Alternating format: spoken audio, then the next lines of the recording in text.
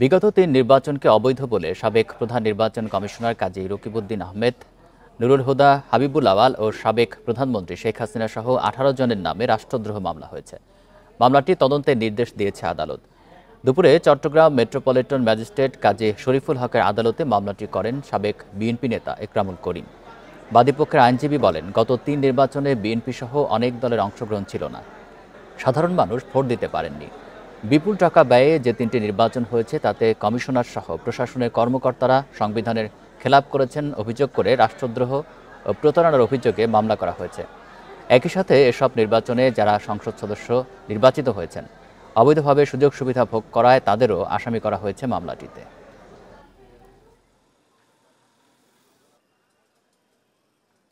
2018-2024 একটা ফ্রড অ্যাক্টের প্রতারণামূলক নির্বাচন ফেস করেছি। আমি বা আমাদের দেশবাসী নির্বাচনে অংশগ্রহণ করতে পারে নাই। একজন নাগরিক, সিনিয়র নাগরিক হিসাবে আমি মনে করেছি এটি সংবিধান যারা রক্ষণ করার কথা তারা সংবিধান ভঙ্গ করেছে। যাদের বিরুদ্ধে করেছে ইলেকশন কমিশন এবং যারা ভুয়া এমপি নির্বাচিত হয়েছে দাবি করেছে তাদের বিরুদ্ধে মামলাটা আনেছি সংবিধানের আলোকে রাষ্ট্রদ্রোহিতার অভিযোগে। কারণ আমাদের সংবিধানে লেখা আছে, যদি কোনো ব্যক্তি তার কোনো কর্মকাণ্ডের দ্বারা রাষ্ট্রীয় প্রতিষ্ঠানের প্রতি জনগণের আস্থা নষ্ট করে তাহলে রাষ্ট্রদ্রোহিতার অপরাধী হবে। এ বিষয়ে আলোচনা করতে রাজধানীর মোহাম্মদপুর থেকে আমাদের সাথে যোগ দিচ্ছেন নির্বাচন ব্যবস্থা সংস্কার কমিশনের প্রধান বদিউল আলম মজুমদার। আমরা সরাসরি তার কাছে চলে যাচ্ছি। জনাব বদিউল আলম মজুমদার, আপনাকে স্বাগত জানাচ্ছি ইন্ডিপেন্ডেন্ট সংবাদে। আপনার কাছে প্রথমে যেটি জানতে চাই যে বিগত ৩ নির্বাচন অবৈধ বলে সাবেক ৩ সিইসি এবং শেখ হাসিনা সহ ১৮ জনের নামে রাষ্ট্রদ্রোহ মামলা হয়েছে, তদন্তের নির্দেশও দিয়েছে আদালত। এই বিষয়ে আপনার মূল্যায়ন কি?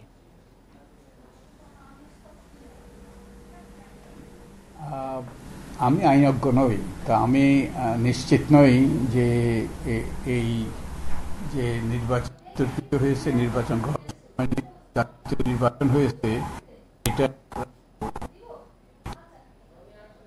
যায় পড়ে কিনা। আমি জানি যে করা হয়েছে তাতে সংবিধান কিংবা সংবিধানের অনাস্থা সৃষ্টি করলে সেটা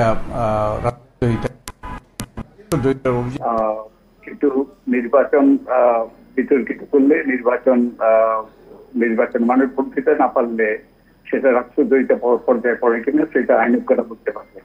তবে আমি জানি যে এই 3টে নির্বাচনের ব্যাপারে এরই মধ্যে কিন্তু মামলা হয়েছে।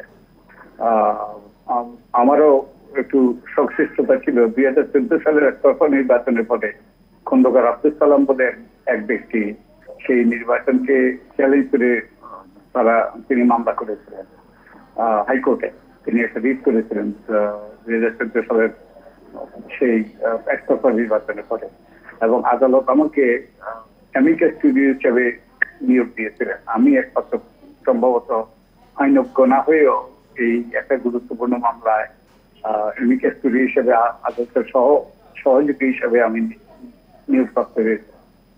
তো সেই হাইকোর্টের রায় আমি বলেছিলাম একতরফা নির্বাচন যেহেতু ওটা কোনো নির্বাচন মানে, কারণ নির্বাচন মানে প্রতিযোগিতামূলক নির্বাচন, অংশগ্রহণমূলক নির্বাচন, সেটা নির্বাচন ছিল না।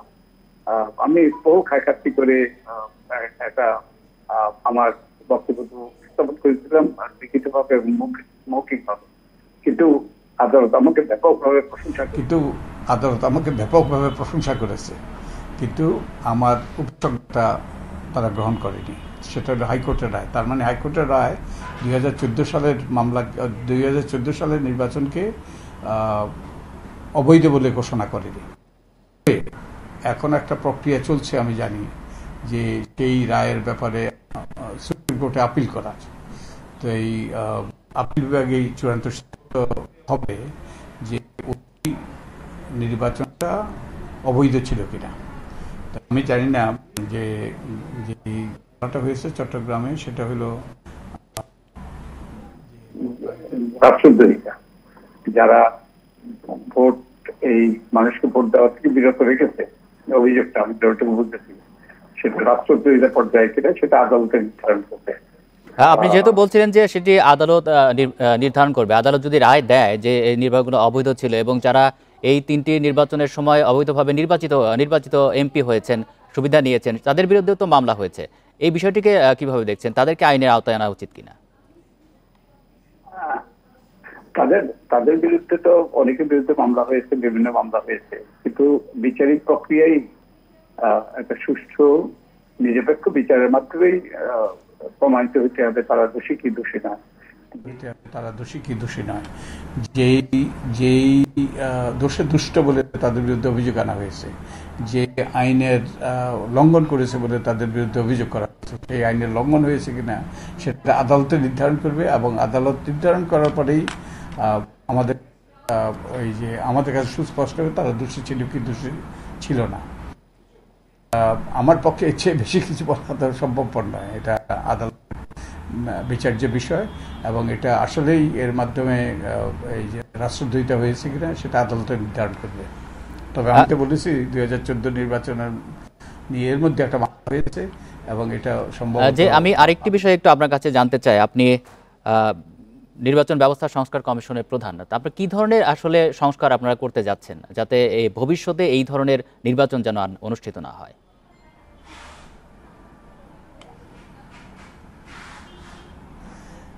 এটা কেউই নিশ্চিত করতে পারবে না যে এই ধরনের নির্বাচন ভবিষ্যতে হবে না।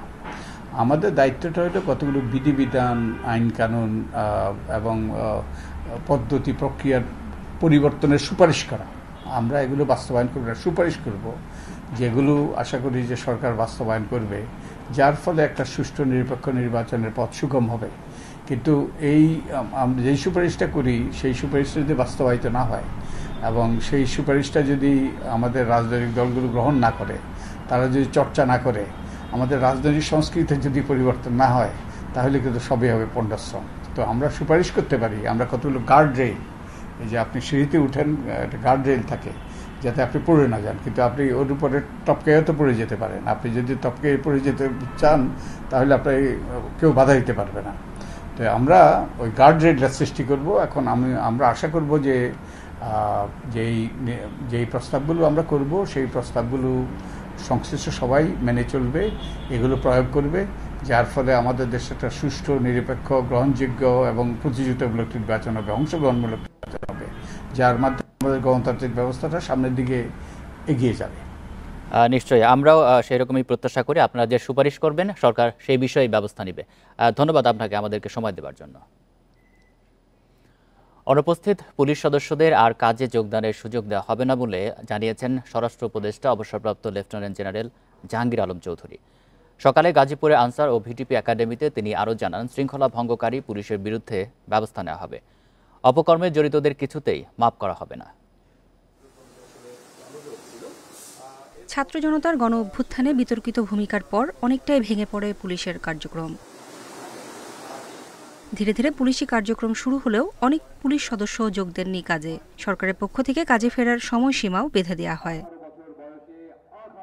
তবে পুলিশ সদর দপ্তরের হিসেবে গত 1 আগস্ট 2024 থেকে 17 সেপ্টেম্বর পর্যন্ত বাংলাদেশ পুলিশের 187 জন সদস্য কর্মস্থলে অনুপস্থিত। পুলিশ সদর দপ্তরের পরিসংখ্যান বলছে, অনুপস্থিত কর্মকর্তাদের একজন ডিআইজি, অতিরিক্ত ডিআইজি 7 জন, পুলিশ সুপার 2 জন, অতিরিক্ত পুলিশ সুপার 1 জন, সহকারী পুলিশ সুপার 5 জন, পুলিশ পরিদর্শক 5, এসআই ও সার্জেন্ট 14, এএসআই 9, নায়েক 7 এবং কনস্টেবল 136 জন। অনেক সময় বলে এত বাট সংখ্যা খুবই নগণ্য, বাট এরা বিভিন্ন দুষ্কর্মের সাথে জড়িত, এই জন্যই তারা জয়েন করে নেয়। এদের যদি পারেন আপনারাও আমাদের কাছে ধরি। এছাড়া সরাসরি হত্যায় জড়িতদের শাস্তির আওতায় আনার কথাও জানান স্বরাষ্ট্র উপদেষ্টা। যারা কর্মযোগ এখনো জয়েন করে নাই তাদের আর জয়েন করতে দেওয়া হবে না, এবং তাদের ক্ষেত্রে ডিসিপ্লিনারি অ্যাকশন নেওয়া হবে। তাদের থেকে কোনো ধরনের তাদের মাফ করা হবে না। পুলিশ বাহিনীতে শৃঙ্খলা ফেরাতে কিছু সদস্যকে বদলি ও বাধ্যতামূলক অবসরে পাঠানো হয়েছে। নূরে জান্নাত, ইন্ডিপেন্ডেন্ট নিউজ। আলাদা হত্যা মামলায় সালমান এফ রহমান, আনিসুল হক, জুনাইদ আহমেদ পলক, বিচারপতি শামসুদ্দিন চৌধুরী মানিক, সাবেক আইজিপি চৌধুরী আবদুল্লাহ আল মামুনকে কারাগারে পাঠিয়েছে আদালত। সকালে মেট্রোপলিটন ম্যাজিস্ট্রেট জাকি আল ফারাবির আদালত এই আদেশ দেন। এর আগে সকাল 8টার দিকে কারাগার থেকে তাদের আদালতে নেওয়া হয়। এ সময় রাজধানীর বাড্ডা, লালবাগ, আদাবর ও খিলগাঁও থানার আলাদা হত্যা মামলায় তাদের গ্রেপ্তার দেখানোর আবেদন করে পুলিশ। শুনানি শেষে আদালত বিভিন্ন মামলায় তাদের গ্রেপ্তার দেখানোর আবেদন মঞ্জুর করে। মামলার মধ্যে বিচারপতি শামসুদ্দিন চৌধুরী মানিকের নামে রয়েছে আদাবর, লালবাগ ও বাড্ডা থানার 6 মামলা, আনিসুল হক ও জুনাইদ আহমেদ পলকের নামে বাড্ডার 3 মামলা, সালমান এফ রহমানকে খিলগাঁওয়ের 1 ও বাড্ডার 2 এবং চৌধুরী আবদুল্লাহ মামুনের বিরুদ্ধে রয়েছে বাড্ডার অপর 2 হত্যা মামলা। সালমান এফ রহমান সাহেবকে সোনেশ দেখানো হয় এবং দেখা যাচ্ছে যে বাড্ডা থানার একটা মামলা 3/8/24-এ আবদুল্লাহ মামুন, সালমান এফ রহমান, আনিসুল হক এবং শামসুদ্দিন চৌধুরী মানিক ওনাকে সোনেশ দেখানো হয়। 302/34-এর মামলা এবং লালবাগ থানার মামলা নম্বর 7/8/24-এ 19 নম্বর আসামি শামসুদ্দিন চৌধুরী মানিক। শামসুদ্দিন চৌধুরী মানিক অত্যন্ত আলোচিত ব্যক্তি, মিথ্যাভাবে এই মামলায় সম্পৃক্ত করা হয়েছে। এই মামলায় কোনো ক্রমেই উনি জড়িত না এবং এই মামলার ঘটনা সম্পর্কে উনি জানেনও না, এই মামলার ঘটনা সম্পর্কে কোনো অবগতও না। বিভিন্ন মামলায় রিমান্ডে নেওয়া হয়েছে, একাধিকবার জিজ্ঞাসাবাদ করা হয়েছে। এই নতুন করে ওনাদের কাছ থেকে তথ্য পাওয়ার আর কোনো কিছুই নেই, এগুলো জাস্ট হয়রানি করার জন্য ওনাদেরকে সোনেশ দেখানো হচ্ছে। রপ্তানির আড়ালে প্রায় 1000 কোটি টাকা পাচারের অভিযোগে বেক্সিমকোর vice chairman Salman f Rahman সহ 28 জনের বিরুদ্ধে 17টি মামলা করেছে সিআইডি। অভিযোগ উঠেছে বেক্সিমকো গ্রুপের মালিকানাধীন 17টি প্রতিষ্ঠান 2021 সাল থেকে 2024 সাল পর্যন্ত রাজধানীর মতিঝিলে জনতা ব্যাংকের দিলকুশা শাখা থেকে 93টি এলসির বিপরীতে পণ্য রপ্তানি করে। এসব পণ্য সংযুক্ত আরব আমিরাত সহ বিভিন্ন দেশে রপ্তানি করা হয়। তবে নির্ধারিত সময় পার হওয়ার পরও রপ্তানির মূল্য দেশে ফেরত আসেনি। আইন অনুযায়ী পণ্য রপ্তানি করার পর রপ্তানির মূল্য 4 মাসের মধ্যে প্রত্যাবাসন করার বাধ্যবাধকতা আছে। যথাসময়ে রপ্তানির মূল্য দেশে না আসায় সালমান এফ রহমান সহ বেক্সিমকো গ্রুপের অন্যান্য ব্যক্তির অর্থ পাচারের অভিযোগ প্রাথমিকভাবে প্রমাণিত হয়েছে দাবি করছে সিআইডি।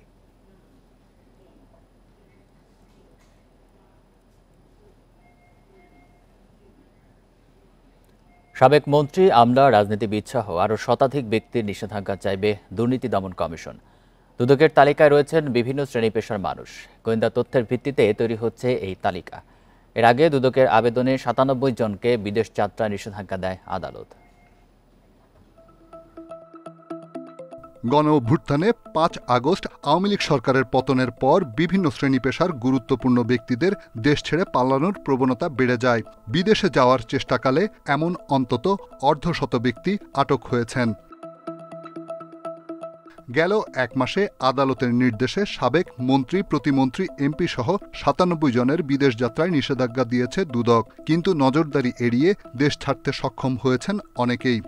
পরিকল্পনা বা ক্ষমতার সাথে যারা সংশ্লিষ্ট তাদেরকে জবাবদিহিতা আনতে পেরেছে দুর্নীতি দমন কমিশন। তার দৃষ্টান্ত খুবই বিরল, এক্সেপ্ট এমন সিচুয়েশনে যখন কোনো উচ্চ পর্যায়ের কোনো ব্যক্তি, প্রাক্তন বা অতীত যারা কোনো না কোনো কারণে ক্ষমতাবানদের সাথে, ক্ষমতাসীনদের সাথে হাতে বিরাগ বাজানো হয়েছে, সেক্ষেত্রে আবার অতি তৎপরতা দেখা যায় এবং সেটারই কিন্তু কিছু দৃষ্টান্ত আমরা সাম্প্রতিককালেও দেখেছি। গুরুত্বপূর্ণ ব্যক্তিদের বিরুদ্ধে প্রতিদিনই দুদকে জমা পড়ছে অসংখ্য অভিযোগ, যার অনুসন্ধান চালাচ্ছে সংস্থাটি।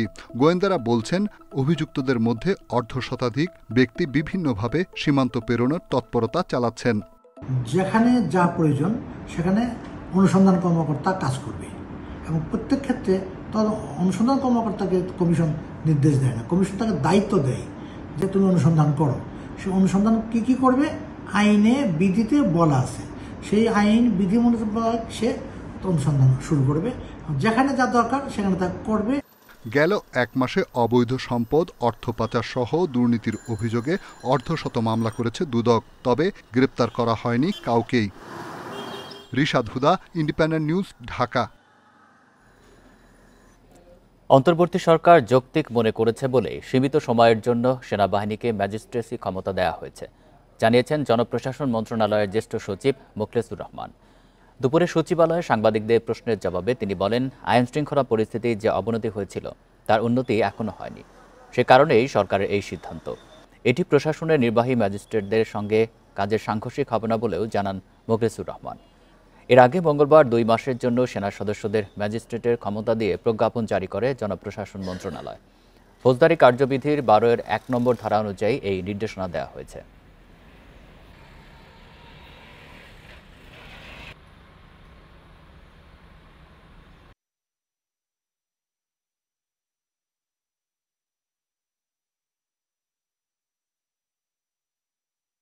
সরকার মনে করেছে এটা এই মুহূর্তে সেনাবাহিনীকে এই রাষ্ট্রীয় এই ম্যাজিস্ট্রিয়াল পাওয়ারটা দেওয়ার দরকার। দিস ইজ ভেরি সাময়িক, এবং এই আইনগুলো যে বলা আছে পারপাস অফ স্পেসিফিক, এর বাইরে কোনো ধারা নেই। অনুপস্থিত পুলিশ সদস্যদের আর কাজে যোগদানের সুযোগ দেওয়া হবে না বলে জানিয়েছেন স্বরাষ্ট্র উপদেষ্টা অবসরপ্রাপ্ত লেফটেন্যান্ট জেনারেল জাহাঙ্গীর আলম চৌধুরী। এ নিয়ে আলোচনা করতে আমাদের সঙ্গে যুক্ত হয়েছেন নিরাপত্তা বিশ্লেষক অবসরপ্রাপ্ত এয়ার কমডোর ইশফাক ইলাহি চৌধুরী। জনাব ইশফাক ইলাহি চৌধুরী, আপনাকে স্বাগত জানাচ্ছি ইন্ডিপেন্ডেন্ট সংবাদে। অনুপস্থিত পুলিশ কর্মকর্তাদের বিষয়ে কঠোর সিদ্ধান্তে সরকার, এমনিতেই বাহিনীর মধ্যে আস্থা এবং নিরাপত্তার সংকট রয়েছে। গুরুত্বপূর্ণ কর্মকর্তাদের অনুপস্থিতি কি ধরনের প্রভাব ফেলতে পারে? আস্থার সংকট তো ছিল, কারণ একটা বিপ্লব ঘটে গেছে এবং অনেক পুলিশ কর্মকর্তা, পুলিশ সাধারণ সদস্য তারা নিহত হয়েছেন বিভিন্ন কারণে। থানা লুট হয়েছে, অস্ত্র অনেক হারিয়ে গেছে, বেহাত হয়েছে। তো আমার মনে হয় যথেষ্ট সময় দেওয়া হয়েছে তাদেরকে, প্রায় এখন 1.5 মাস হয়ে গেল। তো এখন যেটা পুলিশের আইন অনুযায়ী ব্যবস্থা সরকার নিবে, প্রথমত তাদেরকে কর্মস্থলে অনুপস্থিত দেখানো হবে, তারপরে তাদের বিরুদ্ধে বিভিন্ন যে বিধিবিধান অনুযায়ী যেসব কার্যক্রম করা সেগুলো নিবে। কিন্তু আমার মনে হয় যে কিছুটা মানবিক দৃষ্টিকোণ থেকে বিচার করা উচিত। অনেকে হয়তো তারা আত্মগোপনে আছে, কোনো কারণবশত তারা হয়তো ভয়ে আছে। তো তাদেরকে আমার মনে হয় সরকার একটা সাধারণ ক্ষমা বিভিন্ন পত্রপত্রিকা বা গণমাধ্যমে দিতে পারে, যে এত তারিখের মধ্যে তারা যদি জয়েন করে তাহলে তাদের বিরুদ্ধে কোনো তদন্ত সাপেক্ষে কোনো বিশেষ ব্যবস্থা নেওয়া হবে না। কারণ আফটারঅল আমাদের দেশে চাকরি একটা মহার্ঘ বিষয়, এবং পুলিশের যারা বিশেষ করে সাধারণ সদস্য হয় তারা সাধারণত নিম্নবিত্ত পরিবার থেকে এসে থাকে। সুতরাং আমার মনে হয় আইনগত ব্যবস্থার সঙ্গে সঙ্গে একটা মানবিক দৃষ্টিভঙ্গিও তাদের সরকারের গ্রহণ করা উচিত, এবং তাই হয়তো করা হবে। তবে দীর্ঘদিন অপেক্ষা না থেকে আমাদের যেহেতু আমাদের লোকবলের প্রয়োজন, সেক্ষেত্রে আমরা নতুন লোকবল নিয়োগেরও চিন্তা ভাবনা করতে পারি। আরেকটা বিষয় একটু জানাবেন, যারাই পুলিশে ইতিমধ্যে যোগদান করেছেন কিন্তু পুলিশের আগের যে স্বাভাবিক কার্যক্রম সেই পরিস্থিতিতে এখনো পৌঁছাতে পারেনি পুলিশ, এটির কারণে কোনো আইন শৃঙ্খলা পরিস্থিতি ব্যাঘাত হতে পারে কিনা, কি ধরনের পদক্ষেপ আসলে নেওয়া যেতে পারে? ব্যাঘাত হতে পারে, কারণ অনেকগুলো থানা তো আমার মনে হয় এগুলো পুড়িয়ে দেওয়া হয়েছে, ফাইলপত্র পুড়িয়ে দেওয়া হয়েছে। অনেক জায়গায় তারা অন্য কোনো সরকারি অফিস বা ভাড়াটিয়া বাসায়ও তারা তারা অফিস করছেন, এবং যোগাযোগের ব্যবস্থাও অনেক ক্ষেত্রেই হয়তো প্রপার নয়। সো এই সুযোগ যারা আইন শৃঙ্খলা বিভিন্ন সন্ত্রাসী গোষ্ঠী বা অপরাধী গোষ্ঠীগুলোর সুযোগ নিতে পারে। তবু আমার মনে হয় যে ধরনের অরাজক পরিস্থিতি দেশে হতে পারতো সেরকম হয়নি। তারপরেও এই যে অতি সম্প্রতি শিল্পাঞ্চলে বেশ কিছু উত্তেজনা বিরাজ করছে, তারপরে এই যে মাজার ভাঙ্গার ঘটনাগুলোর বিরুদ্ধে যে ব্যাপারে যেমন সমাজে একটা বিশৃঙ্খল পরিস্থিতি সৃষ্টি হতে পারতো, সেসব ক্ষেত্রে আমাদের পুলিশকে যথেষ্ট উদ্যোগী হতে হবে, এবং পুলিশকে সহায়তার জন্যই কিন্তু সামরিক বাহিনী এবং আধা সামরিক বাহিনী শহরের দেশের বিভিন্ন স্থানে তারা ডিপ্লয়েড আছে। আমার মনে হয় পরিস্থিতি অতি শীঘ্র স্বাভাবিক হয়ে আসবে। আমরাও প্রত্যাশা করি পরিস্থিতি স্বাভাবিক হয়ে আসবে। আরেকটি বিষয় একটু জানতে চাই যে পুলিশ বাহিনীতে সংস্কারের বিষয়ে কথা হচ্ছে, কি ধরনের সংস্কার আসলে হওয়া উচিত, আপনার পরামর্শ কি? আবার বলুন, শুনতে পাইনি। আমি জানতে চাচ্ছি যে পুলিশ বাহিনীর সংস্কারের কথা বলা হচ্ছে, কি ধরনের সংস্কার আসলে হওয়া উচিত, আপনার পরামর্শ জানতে চাই। সংস্থা? জি জি, আমি ঠিক বুঝতে পারলাম না যে জিনিসটা পরিষ্কার আসছে না। যে আমি আরেকবার একটু জানতে চাচ্ছি যে কি ধরনের আসলে সংস্কার পুলিশ বাহিনীতে হওয়া উচিত, আপনার পরামর্শ জানতে চাচ্ছি। পুলিশ বাহিনী কি ধরনের রিক্রুটমেন্টের কথা বলছেন? আমি সংস্কারের কথা বলছি, যে কি ধরনের সংস্কার পুলিশ বাহিনীতে হওয়া উচিত। জি জি জি। সংস্কারের জন্য তো ইতিমধ্যে একটা কমিশন গঠন করা হয়েছে।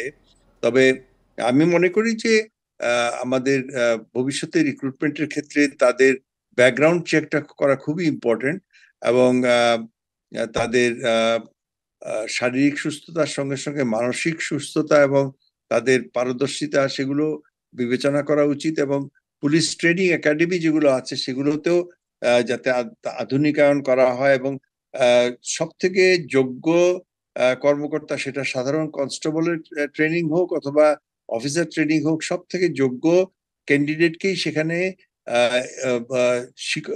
দায়িত্ব ইনস্ট্রাক্টরের দায়িত্ব দেওয়া উচিত। এটাকে অনেক ক্ষেত্রে মনে করা হয় কি পানিশমেন্ট পোস্টিং, সেটা না হয়ে এটা একটা তাদের ভবিষ্যৎ ক্যারিয়ারের জন্য একটা, যারা ওখানে নিয়োগপ্রাপ্ত হবেন ট্রেনিং সেন্টারগুলোতে, তারা যেন এটা তাদের একটা প্রাইজ পোস্টিং হিসাবে ধরে নেওয়া হয়। আর আমার মনে হয় সমাজে পুলিশের ক্ষেত্রে অনেক যে রাজনীতিকীকরণ করার যে প্রক্রিয়া আমাদের দীর্ঘদিন ধরে দেখে আসছি, সেটা একটা খুব ইম্পর্টেন্ট, যে এটাকে রাজনীতিকরণ করতে হবে, এবং জনগণের পক্ষে যে আমরা বলি পুলিশ জনগণের সেবক, সেটা শুধুমাত্র স্লোগানে নির্ভর না হয়, তাদের জনগণের সাথে যোগাযোগ বাড়াতে হবে। এই যে অতি সম্প্রতি দেখলাম যে তারা একটা বিভিন্ন শহরে তারা জনগণের সাথে মতবিনিময় সভা করছেন, এটা কিন্তু রুটিন মাফিক হওয়া উচিত। প্রত্যেক থানায়, প্রত্যেক মেট্রোপলিটন ইয়েতে এগুলো তাদের জনগণ কি চাচ্ছে এবং তাদের কি অভাব অভিযোগ আছে, এগুলো ডাইরেক্টলি শোনা পুলিশের বিভিন্ন কর্মকর্তা পর্যায়ে, এটা খুবই ইম্পর্টেন্ট, এবং এগুলো চালিয়ে যাওয়া উচিত। নিশ্চয়ই আপনি যে সমস্ত পরামর্শগুলো দিলেন, নিশ্চয়ই সংশ্লিষ্ট কর্তৃপক্ষ এ বিষয়ে নজর দিবে। ধন্যবাদ আপনাকে আমাদেরকে সময় দেওয়ার জন্য। প্রকল্পের টাকা আত্মসাৎ, চাঁদাবাজি, ভয় দেখে বেশি দামের জমি কম দামে কেনা সহ নানা অভিযোগ উঠে আসছে সাবেক স্বাস্থ্যমন্ত্রী জাহিদ মালেকের বিরুদ্ধে। স্থানীয়রা বলছেন, গত 15 বছরে দলীয় ক্যাডারদের দিয়ে তিনি এসব অপকর্ম করেছেন। অনিয়ম দুর্নীতির সুষ্ঠু তদন্ত চাইছে সুশীল সমাজ। 2008 সালে প্রথম সংসদ সদস্য নির্বাচিত হন জাহিদ মালেক, পরে স্বাস্থ্যমন্ত্রী হন। আওয়ামী লীগ ক্ষমতায় থাকাকালীন জাহিদ মালেকের দাপটে চুপচাপ থেকেছে এলাকাবাসী। এখন একে একে উঠে আসছে সাবেক স্বাস্থ্যমন্ত্রী নানা অপকর্ম। জাহিদ মালিক স্বপন সাহেব একদিন এখানে আসছিল, ওনার সাথে কথা বললাম, উনি বললেন মেহন্দর সাহেব আপনি মালিক এখানে হেলিকপ্টারে আসবে, সেটা তো আমি জানি না, আমার মালিক বলছে এই জায়গায় এরকম পড়ে থাকবে। তারপরে কিছুদিন পরে আমাদের মালিকের নামে কেস। প্রকল্পের টাকা আত্মসাৎ, বালুমহল নিয়ন্ত্রণ, পরিবহনে চাঁদাবাজি, প্রতারণা ও ভয় দেখিয়ে কম টাকায় জমি কেনা সহ স্বাস্থ্যমন্ত্রী সম্পর্কে নানা অভিযোগ আছে স্থানীয়দের। তারা বলছেন, এসব অপকর্ম তিনি করিয়েছেন দলীয় ক্যাডারদের দিয়ে। করেছেন 10 তলা ভবন, ডুপ্লেক্স বাড়ি সহ বিপুল সম্পদ। প্রজেক্টের জমি জমা জোর করে কিনে নিচ্ছে, জোর করে বালি ভরাট করছে, নালি জমির কৃষি জমি 3 ফসলি জমি। ওনারা তো আমাদের ভয় দেখাইছে, বলছে যে পিছনেও নিয়ে যাইতেছি, সামনে জায়গাও নিয়ে যাইতেছি, তোমরা মাঝখানে পড়ে যাবা, ফ্যাক্টরি দিলে সমস্যায় পড়ে যাবা। পরিবহন সেক্টরতে প্রচুর অর্থ তারা সংগ্রহ করছে, ইনকাম করছে, এবং এই টাকা তাদের সাঙ্গপাঙ্গরা এরা ভাগবাটোয়ারা করে খাইছে।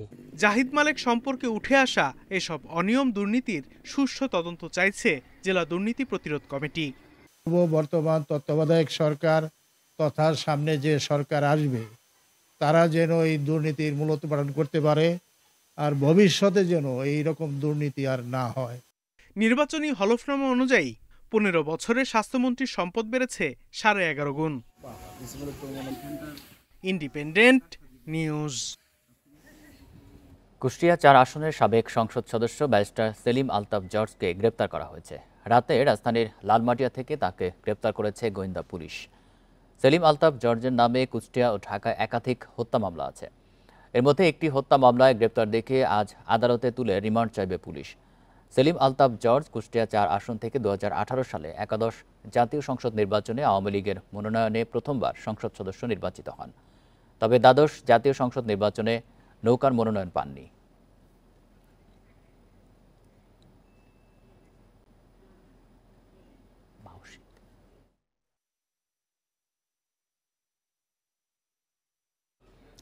শিক্ষক কর্মকর্তাদের আন্দোলনে প্রায় 1.5 মাস স্থবির মাধ্যমিক ও উচ্চশিক্ষা অধিদপ্তর। সরকারের পট পরিবর্তনের পর প্রতিদিনই কোনো না কোনো পক্ষ দাবি আদায়ে বিক্ষোভ করছে। এতে স্বাভাবিক শিক্ষা কার্যক্রমে ফেরা কঠিন হচ্ছে বলে মনে করেন শিক্ষা গবেষকেরা। সরকারি বেসরকারি স্কুল কলেজের দেখভাল করে মাধ্যমিক ও উচ্চশিক্ষা অধিদপ্তর, কিন্তু 5 আগস্টের পর এটি যেন হয়ে উঠেছে আন্দোলনের মাঠ।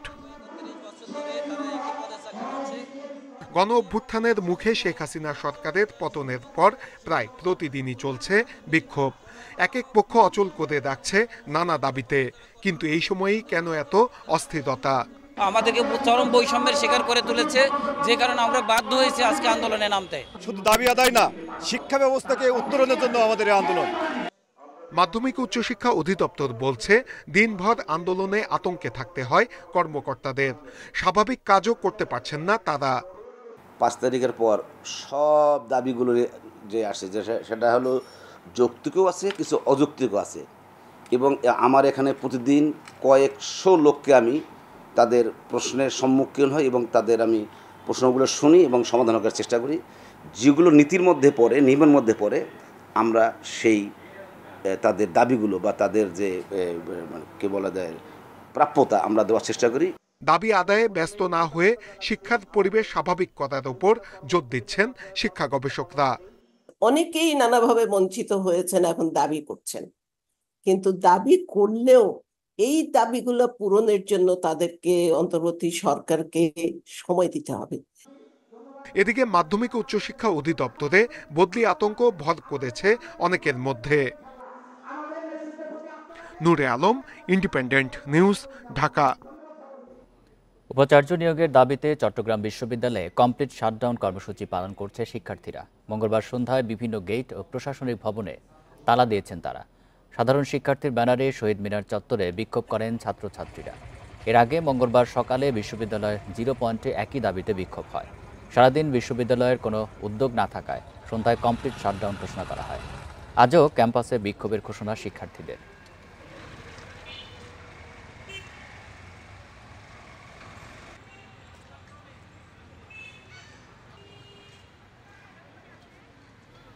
এ নিয়ে আরো জানাতে চট্টগ্রাম থেকে যুক্ত হচ্ছেন সহকর্মী আব্দুল্লাহ রাকিব। রাকিব, আজ কি ধরনের কর্মসূচি রয়েছে, আর শিক্ষার্থীদের দাবির বিষয়ে প্রশাসনের কোনো উদ্যোগ বা আলোচনার কোনো খবর রয়েছে কিনা?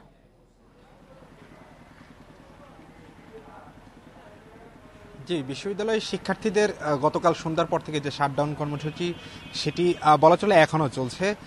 শিক্ষার্থীদের দাবিটি আসলে এখানে কোনো যেহেতু প্রশাসন নেই, অর্থাৎ এখানে বিশ্ববিদ্যালয়ের যে সর্বোচ্চ প্রশাসন অর্থাৎ বলা হয় যে উপাচার্য, উপ উপাচার্য, প্রভোস্ট এবং প্রক্টোরিয়াল বডি, কেউই আসলে গত 12ই আগস্ট থেকে যারা পদত্যাগ করেন, পদত্যাগের পরে এক ধরনের প্রশাসনিক শূন্যতা বিরাজ করছে এই চট্টগ্রাম বিশ্ববিদ্যালয়ে। ফলে শিক্ষার্থীরা দীর্ঘদিন ধরে দাবি করে যাচ্ছেন যে উপাচার্য নিয়োগের বা প্রশাসন নিয়োগের, কিন্তু সেটি গত সপ্তাহে আমরা একটি শুনেছিলাম একজন শিক্ষককে উপাচার্য হিসাবে নিয়োগ দেওয়া হচ্ছে, সেটি এই সপ্তাহে প্রজ্ঞাপন জারির কথা ছিল। তবে আমরা 2টার পরে একটি অসম সূত্র থেকে জানতে পেরেছি বিশ্ববিদ্যালয়ের রাজনীতি বিজ্ঞান বিভাগের একজন শিক্ষক ইয়াহিয়া আক্তার, যিনি অবসরপ্রাপ্ত শিক্ষক, তাকে উপাচার্য নিয়োগ করে প্রজ্ঞাপন জারি করেছে শিক্ষা মন্ত্রণালয় থেকে। তবে সেটির বিষয়ে আমরা স্যারকে ফোন করেছিলাম, তিনি আসলে ব্যস্ত থাকা, তার সাথে আসলে নিশ্চিত হওয়া যায়নি। তবে শিক্ষার্থী বিভিন্ন মাধ্যম থেকে আমরা জানতে পেরেছি তাকে উপাচার্য হিসাবে চূড়ান্ত করা হয়েছে, যেটি গত সপ্তাহ বলা হয়েছিল যারা বৈষম্য বিরোধী ছাত্র আন্দোলন সেই তাদের একজন সমন্বয়ক। ফলে শিক্ষার্থীদের যে আন্দোলন, সেটি আসলে শিক্ষার্থীদের দাবিটি মূলত অন্তর্বর্তীকালীন সরকারের যারা শিক্ষা উপদেষ্টা বা অন্যান্য যারা দায়িত্বে আছেন তাদের প্রতি যে অচিরেই অর্থাৎ অবিলম্বে তারা বলছেন যে আজকেই উপাচার্য নিয়োগ করার জন্য, এবং সেটি যদি ওনাকে নিয়োগ দেওয়ার বিষয়টি যদি সত্যি হয়ে থাকে এবং সেটি যদি নিশ্চিত হয়, সেক্ষেত্রে আসলে শিক্ষার্থীরা তারা বলছেন তারা তাদের আন্দোলন তুলে নেবেন।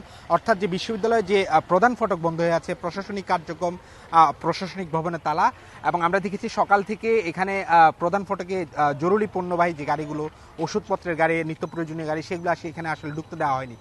তবে গণমাধ্যমের গাড়িদেরকে প্রবেশ করতে দিয়েছেন যারা আন্দোলনরত শিক্ষার্থীরা।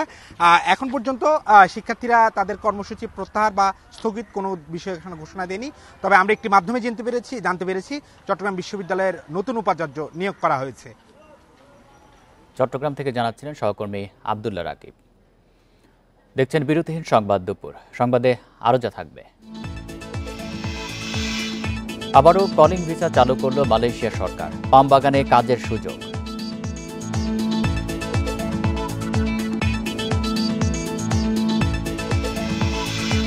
আগস্টের চেয়ে সেপ্টেম্বরে ডেঙ্গুতে মৃত্যু রোগী বেড়ে দ্বিগুণ, ওষুধ না ছিটানোর অভিযোগ।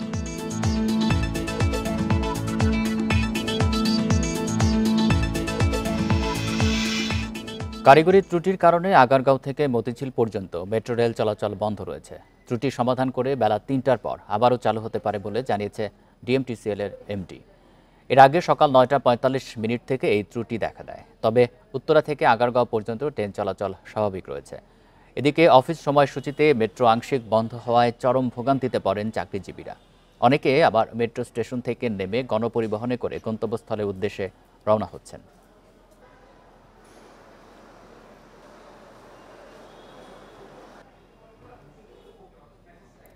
ম্যানুয়াল পদ্ধতিতে চাহিদাপত্র সত্যায়ন করার ঘোষণার মধ্য দিয়ে আবারও কলিং ভিসা চালু করেছে মালয়েশিয়া। এতে পাম বাগানে কাজের সুযোগ পাবেন বাংলাদেশি শ্রমিকেরা। মঙ্গলবার মালয়েশিয়ায় বাংলাদেশ হাইকমিশন এক বিজ্ঞপ্তিতে এই তথ্য জানিয়েছে। মালয়েশিয়ায় কর্মী নিয়োগের শুরু হয়েছে কোটা অনুমোদনও। বাংলাদেশ হাইকমিশনের পক্ষ থেকে প্লান্টেশন সেক্টরের চাহিদাপত্র ম্যানুয়াল পদ্ধতিতে সত্যায়ন করা হচ্ছে। চাহিদাপত্র সত্যায়নের জন্য প্রায় ১৫ রকমের তথ্য হাইকমিশনে জমা দিতে অনুরোধ করা হয়েছে। এর আগে গত ৩১ মে বন্ধ হয় মালয়েশিয়ার শ্রমবাজার। শেষ দিনে সব প্রস্তুতি সম্পন্ন করেও যেতে পারেনি ১৭,০০০ কর্মী। এই ছিল বিরতিহীন সংবাদ দুপুরে। ইন্ডিপেন্ডেন্ট টেলিভিশনের সব খবরের আরো বিস্তারিত জানতে চোখ রাখুন ফেসবুক, এক্স এবং ইউটিউবে। ধন্যবাদ সবাইকে।